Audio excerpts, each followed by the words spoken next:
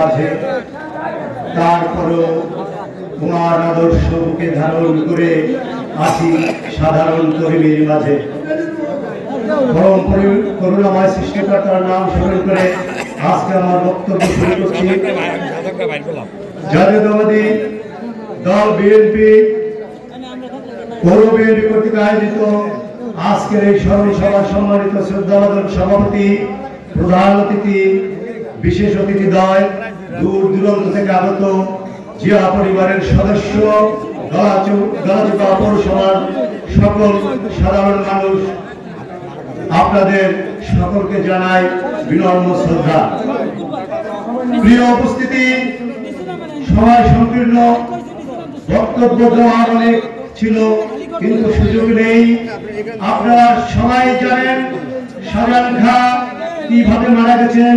স্বৈরাচার পতন আন্দোলনে বরিশাল বিভাগীয় সম্মেলনে যাওয়ার পথে দুষ্কৃতকারী সন্ত্রাসী আওয়ামী লীগের লালিত সোনার ছেলের দ্বারা শারীরিক লাঞ্ছিত হয়ে এই তারিখে তিনি মৃত্যুবরণ করেন। আমি তার আত্মার শান্তি কামনা করি।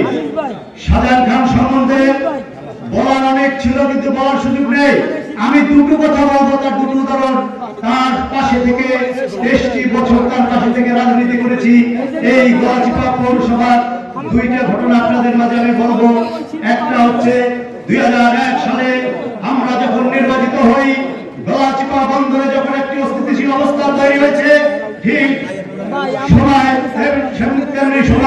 তিনি গলাচিপার সকল ব্যবসায়ীদেরকে ডেকে ঐক্যবদ্ধ করে উনি সেদিন বলেছিলেন, যদি কোনো আমার দলের কোনো লোক একটি টাকা আপনাদের কাছে চায়, যদি কোনো সন্ত্রাসী কার্যকলাপ করে আমার কাছে বলবেন, আমি তার প্রয়োজনীয় ব্যবস্থা নেব। আরেকটি ঘটনা আমি বলবো, এই বাজারের এক ব্যবসায়ী রোহিণী দন্ডিক, আপনারা হয়তো অনেকেই চেনেন। তিনি দীর্ঘদিন একটি মামলা চালিয়েছেন ওনার ঘর নিয়ে, কিন্তু এই আওয়ামী লীগ ক্ষমতায় থাকাকালীন অবস্থায় 10 বছর ঘুরেও এই মামলার কোনো সমাধান করতে পারেনি। কিন্তু শাহজাহান খান নিজের দায়িত্ব নিয়ে গলাচিপার দলিত সমিতি নিয়ে তিনি সেই দিন সেই সমাধান করেছিলেন। আজকে তার পরিবার বর্গ নিয়ে তিনি শান্তিতে এই গলাচিপায় বসবাস করেন। তার মতো একজন মানুষ, তার মতো একজন ভালো মানুষ এই গলাচিপা উপজেলা 10 উপজেলা আছে কিনা সেটা আপনারাই জানেন।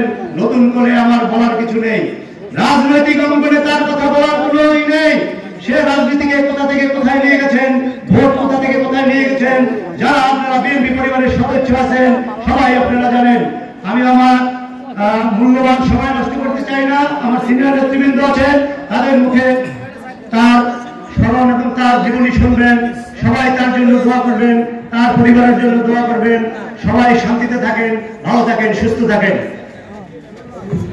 সংগ্রামী সাথীরা, এ পর্যায়ে বক্তব্য রাখবেন ভারতের জাতীয়তাবাদী জিয়াবাজ ঢাকা